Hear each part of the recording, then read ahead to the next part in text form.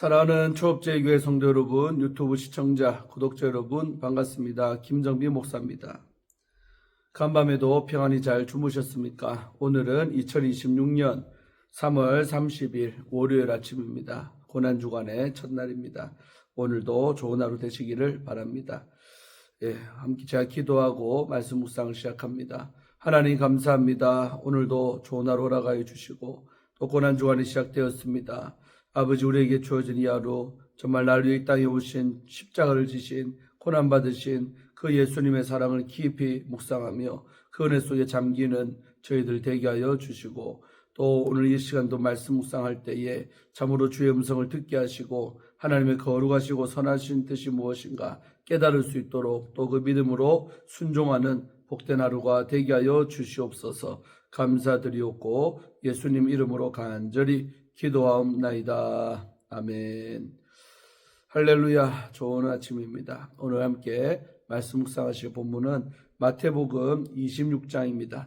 57절부터 68절 말씀 보겠습니다. 개역개정판으로 다 같이 읽도록 하겠습니다. 예수를 잡은 자들이 그를 끌고 대제사장 가야바에게로 가니 거기 서기관과 장로들이 모여 있더라. 베드로가 멀찍이 예수를 따라 대제사장의 집들에까지 가서 그 결말을 보려고 안에 들어가 하인들과 함께 앉아 있더라. 대제사장들과 온 공회가 예수를 죽이려고 그를 칠 거짓 증거를 찾으매 거짓 증인이 많이 왔으나 얻지 못하더니 후에 두 사람이 와서 이르되 이 사람의 말이 내가 하나님의 성전을 헐고 사흘 동안에 지을 수 있다 하더라 하니, 대제사장이 일어서서 예수께 묻되 아무 대답이 없느냐? 이 사람이 너를 치는 증거가 어떠하냐 하되 예수께서 침묵하시거늘 대제사장이 이르되 내가 너로 살아계신 하나님께 맹세하게 하노니 네가 하나님의 아들 그리스도인지 우리에게 말하라. 예수께서 이르시되 네가 말하였느니라. 그러나 내가 너희에게 이르노니 이후에 인자가 권능의 우편에 앉아 있는 것과 하늘 구름을 타고 오는 것을 너희가 보리라 하시니, 이에 대제사장이 자기 옷을 찢으며 이르되 그가 신성모독하는 말을 하였으니 어찌 더 증인을 요구하리요? 보라, 너희가 지금 이 신성모독하는 말을 들었도다. 너희 생각은 어떠하냐? 대답하되 이르되 그는 사형에 해당하니라 하고, 이에 예수의 얼굴에 침 뱉으며 주먹으로 치고 어떤 사람은 손바닥으로 때리며 이르되 그리스도야 우리에게 선지자 노릇을 하라. 너를 친 자가 누구냐 하더라. 아멘.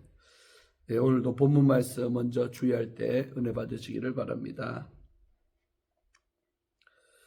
자, 오늘 57절에서 59절 말씀은 사내들인 공회가 나옵니다. 예수님을 체포한 자들은 그를 대제사장 가야바에게로 끌고 갔습니다. 57절에 나오죠. 그곳에 서기관과 장로들이 모여 있었습니다. 이들은 사내들인 공회의 구성원들입니다.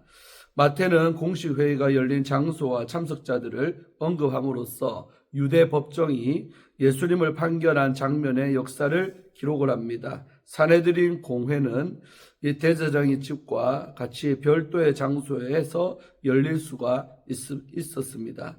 잠시 장면이 바뀝니다. 58절이죠. 베드로는 예수님을 따라 대제사장의 집에까지 왔습니다. 그는 여전히 두려움 때문에 예수님과 거리를 두었습니다. 베드로는 하인들과 함께 앉아 있었는데 이들은 대제사장을 보좌하는 사람들이거나 사내들인 회의들의 보좌진들이었을 것입니다. 베드로는 예수님과 상관없는 사람처럼 익명으로 숨어 있었습니다. 마태는 초점을 다시 예수님의 신문 장면으로 돌립니다. 59절입니다. 대제사장들과 온 공회는 예수님을 죽이려고 그에게 불리한 거짓 증거를 찾고 있었습니다. 대제사장들이 주도하고 온 공회가 소집되었다는 것은 공회가 법적인 의결권을 행사할 수 있었음을 암시합니다. 공회는 거짓 증거를 찾는 중이었습니다. 마태는 가짜라는 용어를 사용해 유대 법정의 불의를 고발합니다. 합법적으로 열린 법정이 불의를 행했습니다. 유대 공회는 예수님이 유대 관습을 어겼음을 드러내고자 했습니다. 그러나 유대 법정은 사형을 판결하고 집행할 권한을 갖고 있지 않았습니다. 그것은 로마 법정의 권한이었기 때문입니다. 사형에 해당하는 죄를 지었다는 사실을 밝혀냄으로써 로마의 빌라도의 법정을 압박할 사유를 찾고자 했던 것입니다. 60절에서 63절 말씀은 예수님에 대한 거짓 증언이 나오고 있습니다. 거짓 증언을 한 사람들은 많이 왔지만 산헤드린 공회는 거짓 증언을 확보하지를 못했습니다. 60절에 나오죠. 2명의 증인이 나타났습니다. 그들은 예수님이 하나님의 성전을 헐고 사흘 동안에 지을 수 있다라고 말했다고 증언을 합니다. 61절이죠. 이는 거짓 증언입니다. 예수님은 하나님의 손으로 성전이 무너질 것이라고 경고하셨으나 직접 성전을 허물고 짓겠다고 말씀하신 적은 없습니다. 그런 계획을 세운 적도 없습니다. 예수님은 성전에 대한 하나님의 분노를 집행할 권위를 갖고 계셨으나 성전을 파괴하실 분은 하나님이십니다. 두 증인의 증언에 대해 예수님이 침묵을 하시자 대제사장은 대답을 재촉을 합니다. 62절에 나오죠. 대제사장은 단수 명사로 가야바를 가리킵니다. 이제 가야바와 예수님의 충돌이 강조되기를 시작합니다. 예수님은 침묵하십니다. 63절. 이 침묵은 고난받는 종의 침묵과 연결이 됩니다. 이사야 53장 7절에 나오는 오실 예수님의 모습이죠. 예수님의 침묵이 길어졌기 때문에 대제사장은 다른 주제로 돌립니다. 그는 살아계시는 하나님을 걸고 맹세하면서 예수님이 하나님의 아들 그리스도인지 말할 것을 요구합니다. 자, 다음 부분 64절에서 65절 두 절은 신성모독으로 예수님을 정죄하는 모습이 나옵니다. 대제사장은 예수님이 하나님의 아들인지 질문했고 예수님은 네가 말하였느니라고 대답을 하십니다. 64절에 나오죠. 예수님의 이 대답 때문에 가야바가 신성모독이라고 외친 것은 아닙니다. 1세기에 자신을 메시아라고 대답한다고 해서 반드시 신성모독죄로 정죄를 받은 것은 아니었습니다. 왜냐하면 메시아는 신이 아니라 사람을 지칭하는 표현이었기 때문입니다. 자신을 하나님의 아들이라고 주장한다고 반드시 신성모독으로 정죄당하는 것도 아니었습니다. 유대 맥락에서 하나님의 아들은 이스라엘이나 왕을 지칭합니다. 유대인들은 다윗 계통의 왕의 권위로 그리스도가 올 것을 기대했습니다. 말하자면 그리스도나 하나님의 아들이라고 말한다고 해서 자신이 신이라는 의미는 아니었다는 것입니다. 다만 사람이 신의 신분을 가졌다고 주장하면 신성모독이었습니다. 예수님은 시편 110편과 110편 1절과 또 다니엘 7장 13절과 14절을 함께 사용을 하셨습니다. 이는 신성모독의 직접적인 이유입니다. 구름을 타시는 분은 하나님뿐인데 예수님이 구름을 타고 올 것이라고 주장을 하셨습니다. 그리고 하나님의 보좌 우편에 앉을 것이라고 선언을 하십니다. 유대인의 관점에서 이는 명백한 신성모독입니다. 대제사장은 자기의 공식 의복을 찢으며 신성모독이라고 외쳤습니다. 그는 더 이상 증인이 필요하지 않다고 말합니다. 대제사장은 예수님이 신적 권위에 도전한다고 보고 그를 정죄합니다. 본문은 유대 법정과 하늘 법정의 충돌을 묘사를 합니다. 산헤드린 공회는 유대의 최고 법정으로 예수님이 사형에 해당한다고 판결을 했습니다. 유대 법정을 주재하는 대제사장은 공식 의복을 입고 재판장의 자리에 있었습니다. 대제사장은 지성소에 1년에 한 번 들어가는 것으로 권위를 주장했습니다. 지성소는 하늘 궁정 또는 하늘 법정을 상징했습니다. 그러나 예수님은 하늘 법정에 앉아 판결하는 재판장이십니다. 지금 지상의 유대 법정에서 재판받는 피고는 하늘 법정의 재판자입니다. 독자는 과연 누가 누구를 재판하는 권위를 가졌는지를 알아야 합니다. 예수 그리스도는 피고석에 앉아 있으나 본래 하늘의 통치자이십니다. 성자이십니다. 그분은 다시 오셔서 모든 사람을 재판하실 성자 하나님이십니다. 아멘. 자, 66절에서 68절 석절은 수치를 당하시는 예수님이 나오죠. 대제사장은 사내들인 공회의 구성원들에게 의사를 물었고 그들은 죽어 마땅하다는 결론을 내립니다. 66절에 나오죠. 신문하는 사람들은 예수님 얼굴에 침을 뱉고 주먹과 손바닥으로 때려서 선지자라면 누가 이렇게 했는지 마치라고 말합니다. 67절이죠. 얼굴에 침을 뱉는 것은 상대에게 큰 치욕을 주는 행위입니다. 콜라피조는 주먹을 때리는 행위이며 라피조는 손바닥으로 때리는 행위로 고난받는 종이 당하는 수치와 같습니다. 수치를 당하는 예수님은 고난의 길을 가는 하나님의 종이십니다. 이사야 50장 6절이죠. 고통을 가하는 자들은 우리에게 예언하라 그리스도여 너를 친 자가 누구냐라고 놀립니다. 68절이 나오죠. 신문하던 사람들이 예수님의 예언 능력을 보이라고 비웃었으나 베드로가 답 울기 전에 3번 부인한 사건은 예수님의 능력을 증명을 합니다. 아멘. 예, 주예는 마쳤고요. 침묵 속에 드러나는 주님의 영광이라는 주제를 갖고 말씀 나눌 때 큰 은혜 받으시기를 바라겠습니다. 자, 오늘 본문은 예수님이 가야바의 집에서 열린 사내들인 공회에 계신 장면을 보여줍니다. 거짓 증언과 왜곡된 말들이 쏟아지고 예수님은 침묵으로 그 자리를 견디십니다. 그리고 네가 하나님의 아들 그리스도냐라는 질문에 하나님의 아들 인자로서 영광을 선포하십니다. 고난주간을 지나며 우리는 예수님의 이러한 모습을 통해 어떤 믿음 위에 서야 하는지를 돌아보기를 원합니다. 세상의 모욕과 멸시 앞에서 성도는 어떻게 살아야 하겠습니까? 먼저 우리의 구원을 위해 불의한 재판정에 서신 예수님을 기억해야 합니다.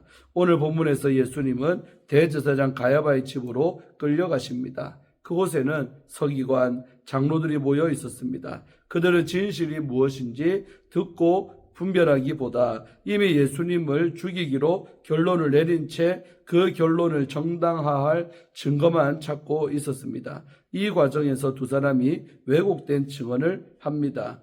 예수님의 말씀 중 일부만 떼어내어 자신들이 원하는 방향으로 비틀어 버린 것입니다. 사랑하는 우리 성도 여러분, 이 장면은 구원받은 성도의 삶을 비추는 거울과도 같습니다. 진리를 외면한 이들의 모습이 우리 안에 있지는 않습니까? 가정과 교회, 또 사역과 직장 안에서 주님의 진리와 사랑보다 자신의 감정과 유익을 더 내세우지는 않는지를 돌아보시기를 바랍니다. 불의한 재판 앞에 서 계신 예수님을 통해 우리 마음이 주님의 공의와 긍휼로 다시 채워지기를 소망합니다. 다음으로 구원을 위해 거짓 증언 앞에 침묵하신 예수님을 기억해야 합니다. 거짓 증언이 계속 이어질 때 예수님은 아무 말씀도 하지 않으십니다. 이는 모든 상황이 하나님의 구원 계획 안에 있음을 아시고 아버지를 신뢰하신 주님의 반응입니다. 그러나 네가 하나님의 아들 그리스도자라는 질문 앞에서는 그 말이 옳다고 하시며 앞으로 인자가 권능자의 우편에 앉아 구름을 타고 오는 것을 보게 될 것이라고 선포하십니다.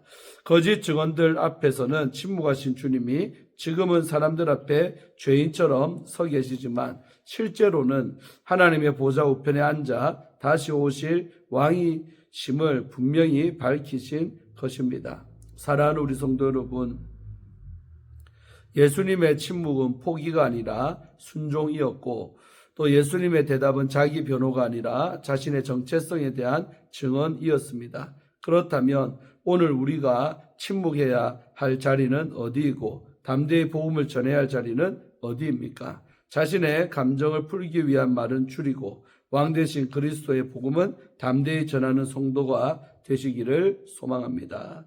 마지막으로 구원을 위해 모욕과 조롱을 당하신 예수님을 기억해야 합니다. 예수님의 말씀을 들은 대제사장은 옷을 찢으며 분노합니다. 사내들인 공의회는 예수님의 얼굴에 침을 뱉고 주먹으로 치고 손바닥으로 때리며 조롱을 합니다. 하나님의 아들이 사람의 법정에서 가장 낮고 수치스러운 자리로 떨어져 모욕과 조롱을 당하시는 장면입니다. 사랑하는 성도 여러분, 오늘 본문에서 죄인 되었던 우리를 위해 이 모든 모욕과 조롱을 감당하신 주님을 바라봅니다. 고난주간은 주님이 당하신 수치 앞에서 우리는 얼마나 연약하고 비겁한지를 인정하는 시간입니다. 동시에 우리가 당해야 할 조롱과 모욕을 대신 감당하신 주님께 감사하는 시간입니다. 예수님이 침뱉음과 조롱을 대신 받으셨기에 우리는 하나님 앞에서 얼굴을 들 수가 있고, 또 예수님이 죄인의 자리에 서셨기에 우리는 의롭다 하심을 얻을 수가 있습니다. 고난주간을 지나는 동안 모욕당하신 주님 곁에서 함께 울고 침묵하며 감사의 고백을 드리는 제자로 서기를 기도드립니다. 사랑하는 우리 초업제일교회 성도 여러분, 예수님은 불의한 재판을 견디시는 침묵 속에서도, 모욕을 받으시는 수치의 자리에서도 하나님이 여전히 그의 뜻을 이루어 가심을 보여주십니다. 이 고난주간 십자가를 향해 걸어가시는 주님의 뒷모습을 따라 우리도 조용히 그 길 위에 서기를 축복합니다. 언젠가 영광 중에 다시 오실 주님을 기쁨으로 맞이하는 우리 성도로서 끝까지 믿음의 길을 걸어가시기를 간절히 소망합니다. 아멘. 마지막으로 우리 이인호 목사님 쓰신 우리 복음 수업이라는 책의 일부분 읽어드리고 마치려고 합니다. 조선시대 어느 가난한 가정에 한 처녀가 있었습니다. 가난하고 몸이 약했던 그녀의 아버지는 많은 빚을 남긴 채 세상을 떠났습니다.